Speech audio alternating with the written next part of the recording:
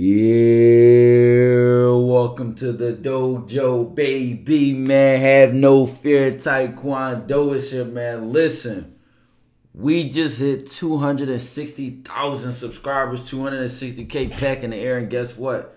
We hit 270 within 1 week. 1 week. Shout out to y'all. Welcome to new members to the dojo, and have no fear, TyKwonDoe is here. We got a well-requested video, and I'm going to tell y'all something. I'm going to be very clear about this before we even get into this. I put actual deep thought into this video. What is Pete Davidson's secret? Because this is like one of the latest things that has the internet riled up. And as y'all know, the sensei of seduction, TyKwonDoe, dating coach, all this life coach and all that. What would I be if I could not crack this Da Vinci Code? If I could not look at it and say, all right, you know what? I'm going to break it down on the level that I don't see people saying it. And I'm going to analyze all the different sides of the debates, all that other extra boring shit. No, we just going to get straight to the chase of what is Pete Davidson's secret, right? I'm already need a sip of water. It's about to get real. Listen. But trust me, if y'all follow me, y'all will really understand this on a real level. And all I'm going to say is we're going to start with the difference between the surface level shit we're going to get out the way and then the deeper things. So let's start with the surface level things, right? We got shit like, you know, his looks. Pete Davidson is like 6'3", you know, women find him attractive. His tattoos. You know, you got this comedian thing going on. You got status, you got clout, you got money. Those are all the surface level things, right? Those are all the predictable things. But a lot of the men, there seems to be a real disconnect between why women like him from the eyes of a woman and the eyes of a man. And they call this like the male gaze or the female gaze. And we're not talking about G-A-Y-S. We talking about G-A-Z-E. Gaze, not gaze. You know what I'm saying? So listen. I say that to say, a man looks at Pete Davidson, right? We see a fucking. It's so lit. It's so funny walking down the street because like dudes are walking by and they're like, yeah. Like, look at me. I'm not gonna make it. I'm 6'3". I'm 145 pounds. And this guy. Let's be real, man. The average man looks at Pete Davidson and goes, this fucking dweeb, right? Let's just be real. So a lot of men don't really understand, like, what do women see? What do women like about him? But if I consider myself TyKwonDoe, a dating coach, I have to look at these things beyond what I can see. I have to do my research. I gotta add shit together. And I really did. Follow me here. So outside of the surface level things, right? Look, status, money, clout, all that shit that y'all think women like, but they pay attention. Watch this. You know what really matters here? Let's start with this. When you look at the woman he's talking to, one thing that's super important is that he's around these women, number one. And I believe as a man that I feel like no matter what level you are in life or how much money you have, if you're around a woman enough and you actually have a certain personality, she will become attracted to you over time. That's just how I feel. And I also feel like with him being like, you know, let's say SNL, whatever, Saturday Night Live, which is how he met Ariana Grande, is also how he met Kim Kardashian, is how she reached out to him. I'm gonna just focus on those two women because I have something to point out later in the video that's be deep. As he met these women by being around them and bumping into them, you know, behind the scenes, and they get to see his personality, they get to admire him. But imagine if he was not working there, they probably would have never saw him. And a lot of y'all be thinking like, oh, I don't have enough money, no enough status, or no clout. No, you're just not around these women, so they don't know who you are. Even if he did, because a lot of times, bro, these women are bigger than him. He's talking to women that are above him, and whether in this fucking net worth, clout, whatever the case may be. These women have always been bigger than him. But guess what? This plays to his advantage. I'm going to break down why. Because when he's around these women, if you think of like the typical dude in Hollywood or that these women run into, these dudes have huge egos. They're cocky. They have this overt confidence. They probably portray themselves as extroverts. They probably use their money and try to impress her with that, and they feel inferior to her because she's bigger than him and blah blah blah. Y'all know how men can get, right? Dudes will overcompensate with materialistic things when they feel like that this woman is bigger than them or more than them on a certain level. You look at Pete Davidson, you can tell he has this kind of self-deprecating, like I'm open and what you see is what you get vibe to him. I'm gonna just call it a vibe. He has that what you see is what you get. I'm here's my flaws, here's my insecurities. You see what you see and you get what you get. And he's literally said it out of his own mouth. So you have the average man that these women run into. They're trying to cover themselves up and make themselves look perfect. They're trying to use their money, whatever. And this guy, he's not doing any of that. He's leading and coming at them with something that they're not used to, which is himself, right? So already that she can't even, this is what I call it. Women have no defense for certain men. Why? Because they're so used to the other men that they deal with. So it'd be like, and my guy Steve Dedeen, the Man Mindset, says this. Women get so used to guarding their sides and guarding their back that they never lock the front door. They never lock the front door. They do not be used to the guy. They do not be ready for the guy that they're gonna be around and he's just gonna make them laugh and he's just gonna be, cool, calm, collected, and carry himself in a way where it's like, okay, I done seen many men who are taller than you, shorter than you, more money, more clout, less that, whatever. They seen it all. We talking about some of the most famous women in the world. They can have any option they want. And why are they going with him? Just look at the vibe he has. He has that kind of like stand out, if you want to call it like bad boy, I don't give a fuck kind of attitude. Now I was gonna look up pictures of like Pete Davidson fashion and stuff like that, but you could look that up on your own. But I just, from not even knowing much about him as a celebrity, I already know he got all them tats. He dresses really weird. He dressed, well, I'm not gonna say weird. I'm gonna just say unique. He's outside of the norm. So all of this adds up because it's like, yo, he automatically wins because he's something they're not used to. But guess on top of that, he's a comedian. Do I find him funny? Have I ever seen a stand-up? No. But I would bet that a comedian, even a comedian that most people say, oh, he's not funny, if you met them in real life, that comedian would probably make you fucking laugh. They probably would. And even as a comedian, they have to, like, they're naturally more creative because they're always filling out people's personalities, telling stories, remembering things, and just, vibing and living in life.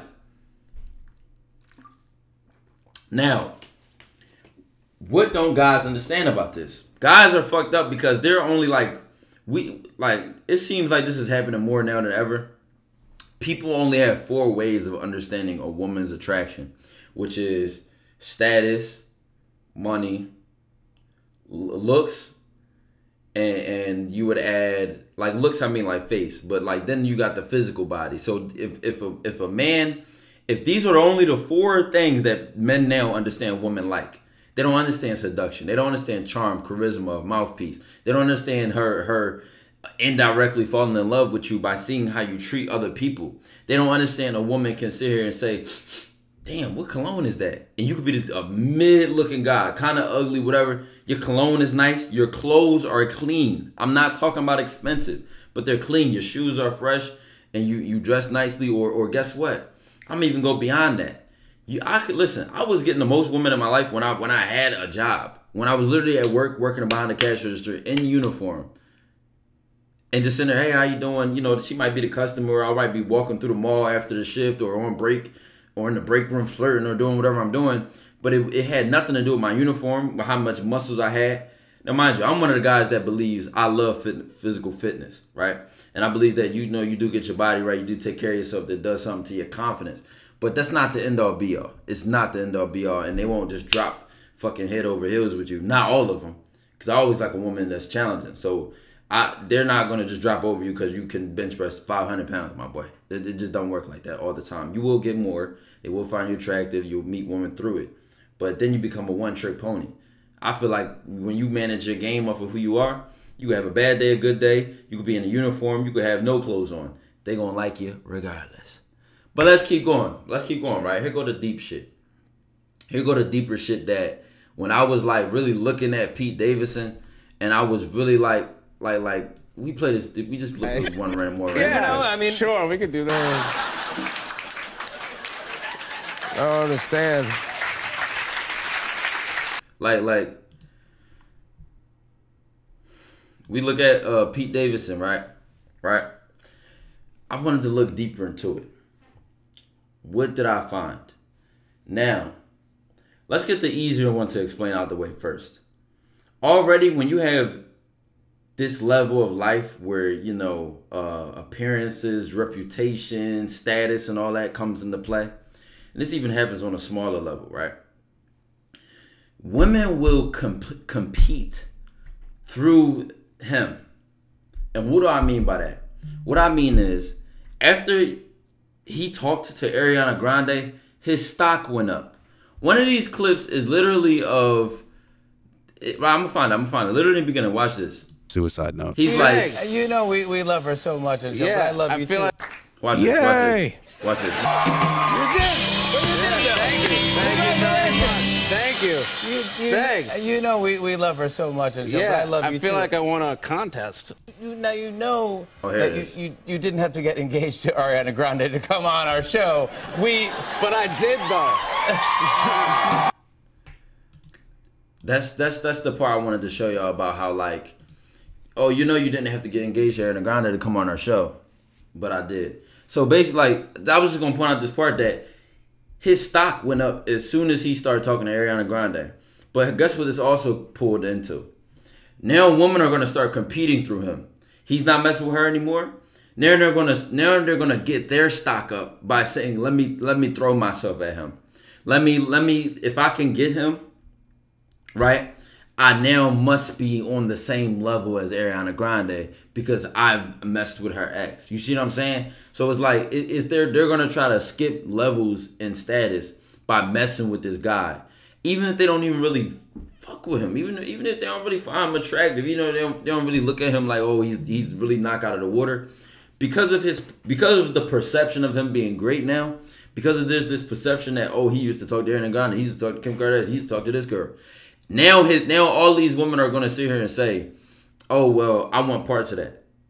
Just off the strength that these women, these famous women, have had him. They're gonna sit here and say, well, I want a piece of the pie. I want my cake too. I want my slice of the cake too. Again, that's not that deep because this is just like, y'all know how in real life women will be like, oh, this dude's a fuckboy, he's a player, he's a hoe, blah, blah, blah, and then they'll still mess with him anyway. That's because deep down inside, a lot of them be curious. Like, what's the hype about? What's going on over here? They be wanting more. Then you never know. A dude might have good reviews out here. Oh, girl, he lay that shit down. Or, you know what I'm saying? He got the hammer on him. Or he spend money. Or you never know. Shout out all you fucking tricks out there. Tricks are for kids. You know what I'm saying? But I don't mean that literally. Y'all know the motherfucking serial shit. But you have this idea that like his reputation will start preceding him. It'll start getting him women on his own. Meanwhile, he's still sitting here like, well, what the fuck is going on? I'm just me. I'm just who I always been. But these motherfuckers be so used to fake Los Santos customs ass bodies. Even the men are getting fucking shit done to their body. Like, I'm finding out now. Like, whatever happened to putting the work in? But this is all I'm saying. You got all these people in this fake world, all these appearances. I'm going to overcompensate myself with the chains I got on, the money I flex, the status I have and all that. Nobody's really standing on who they are. And you got this dude who stands on who he is, shows his flaws, shows all that. Like I said, it also goes back to they're not used to him. So now he's like a unicorn by the standard of this fake ass, you know, world that they live in. Now to get to the real deeper part. Here's the real bam of this video that it took me a lot of research, and I even looked at Ariana Grande's songs and lyrics, and I was looking at a whole bunch of things for this one. This is a strong take right here. Here's a tough take on why Pete Davidson is so effective with women. The timing. One thing I caught on to was, and you look at Ariana Grande and Kim Kardashian specifically, the timing that Pete Davidson messed with them is key. Why? How did I know this? Let's start with Ariana Grande. She had, like, I looked at 4 songs, right? One was about her being clingy over him. Like, I need you up under me. Like, we need to be together all the times. And, you know, when I'm get mad, just hold me closer, blah, blah, blah, right? Then another song was about needing space from him. Oh, I know I needed you the other nights, but, you know, I'm fucking the lyrics up. And one of her fans would probably say this. But, you know, something along the lines of, I just need space tonight, leave me alone. And, you know, I want to sleep by myself tonight and blah, blah, blah. So now they flipped. Then you had another song which was about how she would cry herself to sleep. Or no, she would have dreams with Mac Miller, R.I.P. Mac Miller. She would have dreams with Mac Miller in them and wake up crying with Pete Davidson in her bed or something like that. I don't remember the lyrics word for word, but just this idea that she's going through this like traumatic stuff, trying to heal at the same time of messing with him. Then you also look at Kim Kardashian's situation. Get out of that big relationship with Kanye, and, you know, however ugly that went, immediately went to Pete and looked for that like relief. And here's what I'm getting at. The same thing with Ariana Grande, same thing with, you know, Kim Kardashian. Those 2 examples, I'm only using these 2. You get this idea that Pete Davidson is like medicine. I'm calling it medicine love. I almost called it drug love, but I'm calling it medicine love. Why is that? You know, some medicine are drugs. Listen, hear me out here. Medicine is like, we take medicine for relief. A lot of medicine, we look at shit like Motrin or Tylenol or cough drops and shit like that. It does not cure whatever bacteria, disease, or virus is bothering you. It takes the symptoms away. Your throat hurts, you take a cough drop, whatever your immune system reacted to, it's still there. Just the medicine made you feel better. So when you look at the Kim Kardashian example and the Ariana Grande example, whatever they were dealing with is still there, but they take some of that Pete Davidson and they feel good. They feel better in a short time span. And that's why I would also argue that these relationships don't last long, because it's like when that medicine goes away and they realize like, okay, there's this baggage here, there's this weight, there's these scars, there's these problems we have to deal with. I would bet my bottom dollar that they have this moment of like shock of like, did we really plan to get this deep? Was it really this serious to us, or we were just here for a good time, not a long time? You feel me? Like, it's a difference. Are you here for a good time or a long time? And when you're here for a long time in a relationship, you have to buckle down on those tough conversations, those tough moments, and commit to that for the long term. Think about what we say in marriage: till death do us apart, in sickness or whatever, however the whole, mantra goes, right? And I said it to say, it kind of becomes obvious, like Pete Davidson is like, not like you could say rebound as well, but he's like a short-term fix, a high. That's why I almost called it the drug love, because once the high goes away, they're like, God, I don't really need this anymore. I don't really want this anymore.